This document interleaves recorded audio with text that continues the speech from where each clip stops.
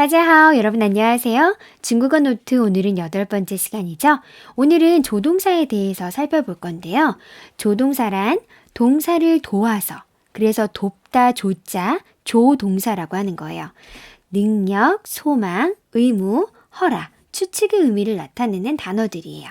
예를 들어서 타 카이처, 그는 운전한다 라는 문장에다가 호이라는 조동사를 써주면 타 호이 카이처, 그는 운전할 줄 알아요. 능력을 나타낼 수 있고요.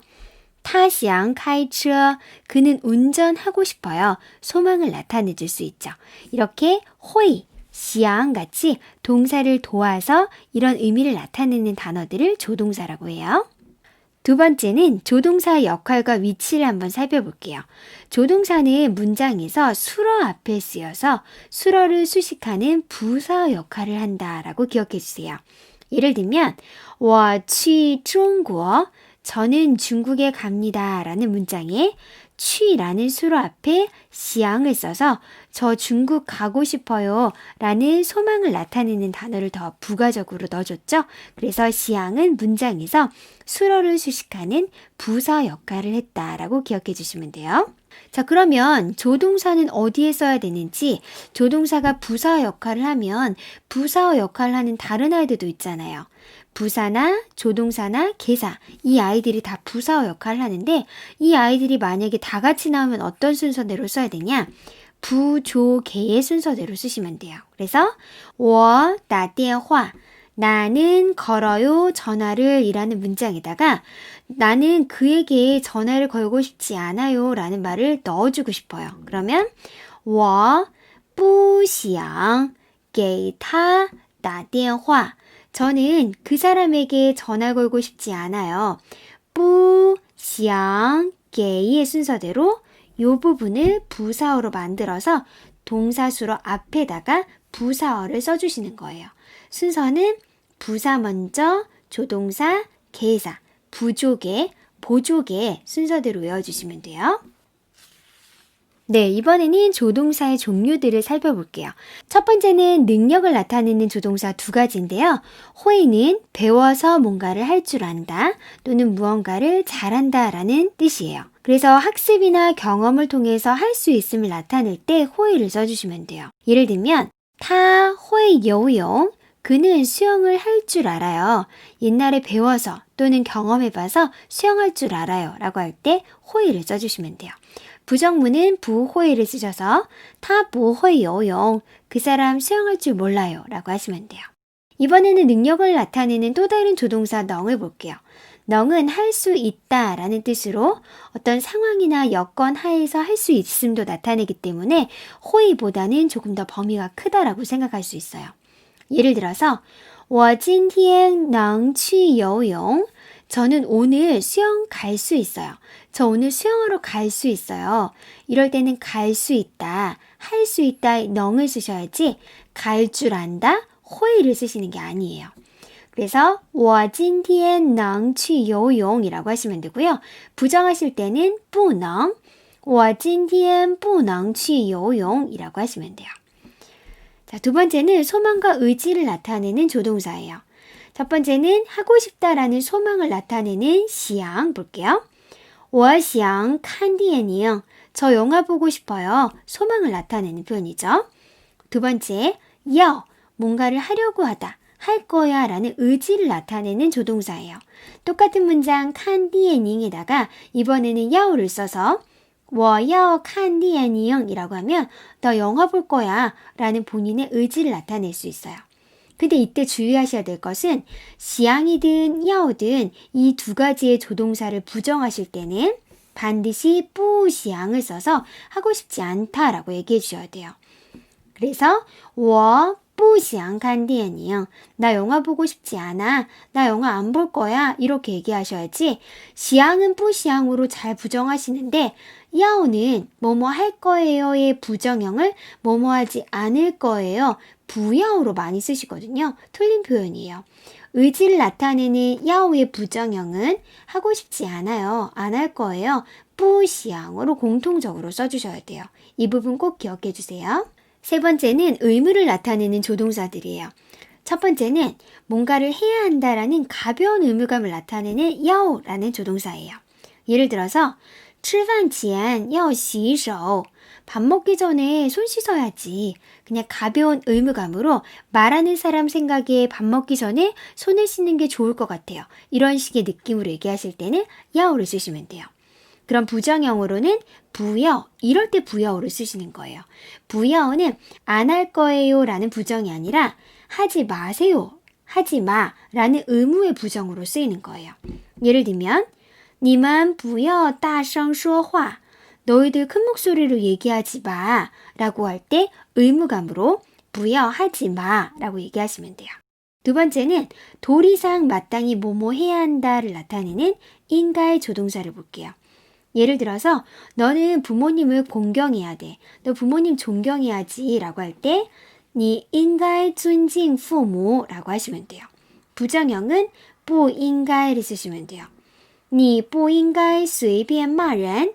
너 함부로 다른 사람 욕하면 안 돼. 도리상 마땅히 그렇게 해야 한다라는 의무감을 나타낼 때 이처럼 인가를 써주시면 돼요. 마지막으로 뭐뭐 해야 한다라는 가장 강한 의무감을 나타내는 데이를 볼게요.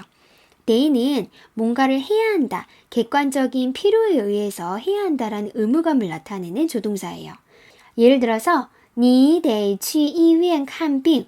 너 병원 가서 진찰 받아야 돼 라는 객관적인 필요에 의한 강력한 의무감을 나타내실 때는 데이를 써주시면 돼요. 이때 주의할 것은 데이의 부정형은 부데이가 아니라 부용, 할 필요 없어요 라고 얘기해 주셔야 돼요. 예를 들어서 你不用去医院. 너 병원 안 가도 돼. 너 병원 갈 필요 없어. 이처럼 부용을 써주시는 거예요. 꼭 기억해 주세요.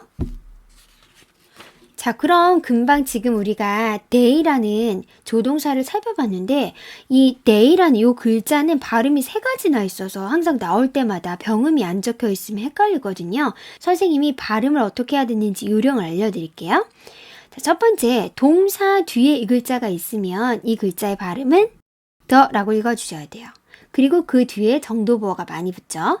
예를 들면 他说수어라는 동사 뒤에 이 글자가 보여요? 그럼 이 글자는 너라고 읽는 거예요. 他说得很好. 그 사람 말 참 잘해요. 걔 말하는 거 참 잘하더라 라는 평가 의미로 정도보어를 붙여주는 구조조사로 더라고 읽어주시면 돼요. 두 번째는 이 글자가 먼저 있고 그 뒤에 동사가 있어. 이렇게 동사와의 관계, 동사의 위치로 발음을 생각해 주실 수 있어요. 만약에 이 글자 뒤에 동사가 있으면 day, 오늘 배운 뭐뭐 해야 한다라는 조동사로 생각해 주시면 돼요. 예를 들어서 你得小心, 조심하다라는 동사 앞에 이 글자가 있기 때문에 day라고 읽어주시는 거예요. 자, 마지막으로 이 글자 뒤에 목적어가 있다. 그러면 이 글자는 발음을 드어라고 해주셔야 돼요. 예를 들어서 我, 그 다음에 이 글자가 있고 동태조사가 있고 그 다음에 이 발음 100점을 이라는 목적어가 있어요. 그러면 나는 100점을 맞았다, 100점을 얻었다 라는 동사, 일반 동사로서의 뜻이에요. 이럴 때는 발음을 득남했다, 득려했다, 그 득자, 득점했다, 드어라고 발음해 주시면 돼요. 자, 이번에는 조동사의 종류 이어서 볼 건데요. 허락을 나타내는 조동사 두 가지가 있어요. 可以, 해도 된다. 주로 긍정문에, 의문문에 많이 쓰이고요. 하면 안 된다, 불허하는데요. 허락하지 않는 내용의 부정문에서는 주로 不能을 써주시면 돼요. 예를 들면 这儿可以抽烟吗? 여기 담배 펴도 될까요? 可以吗? 해도 됩니까? 물어보실 때 허락을 나타내는 조동사 可以 쓰시면 되고요. 부정문에서는 这儿不能抽烟. 여기서 담배 피시면 안 돼요. 不能을 써주시면 좋아요. 자, 마지막으로 조동사의 종류 중에 추측을 나타내는 조동사들이 있어요. 두 가지, 会, 일 것이다. 그리고 인가, 아마, 뭐뭐일 것이다. 두 가지가 있는데요. 먼저 회의를 보시면 회의는 문장 끝에 더랑 같이 쓰여서 조금 더 강력한 추측을 나타낼 수도 있어요. 예를 들면 你一定会考上大学的.考上大学는 대학에 합격하는 건데 너가 반드시 대학에 합격할 거야 라는 강력한 추측으로 会的를 써주시면 돼요. 이번에는 인가 예문을 볼게요. 他应该也有自己的想法吧. 그 사람 아마 역시 가지고 있을 거예요. 자기의 생각을 가지고 있을 거예요. 가지고 있겠죠. 라는 추측의 말투로 얘기할 때 인가이 아마 뭐뭐일 것이다 라는 조동사를 써주시면 돼요. 근데 이때 호의나 인가이 둘 다 부정형에서는 부호의를 조금 더 많이 사용해요. 예를 들면 他不会听你的. 그 사람은 네 말 안 들을 거야 라고 추측할 때 부정하는 표현에서는 부호의를 써주시면 좋아요. 마지막으로 조동사의 특징을 살펴볼게요. 첫 번째, 조동사는요, 중첩할 수 없어요. 예를 들면 我要买书 이런 말 쓰지 않죠. 두 번째, 뒤에 동태조사를 쓰시면 안 돼요. 예를 들면 我会过开车 이런 말도 쓰지 않죠. 세 번째, 일부 조동사 중에 시양 하고 싶어요, 호의 할 줄 알아요, 능 할 수 있어요 등의 조동사는 정도부사의 수식을 받을 수도 있어요. 예를 들면 我很想吃麻辣烫. 저 마라탕 되게 먹고 싶어요 라고 할 때 很想吃 이렇게 얘기하실 수 있죠.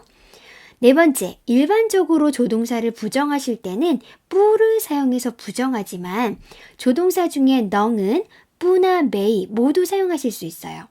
예를 들면 我不能去你那儿. 나 너한테 갈 수 없어. 不能 쓰실 수 있고요. 我没能去你那儿. 나 너한테 갈 수 없었어 라고 하실 때没能도 가능하십니다.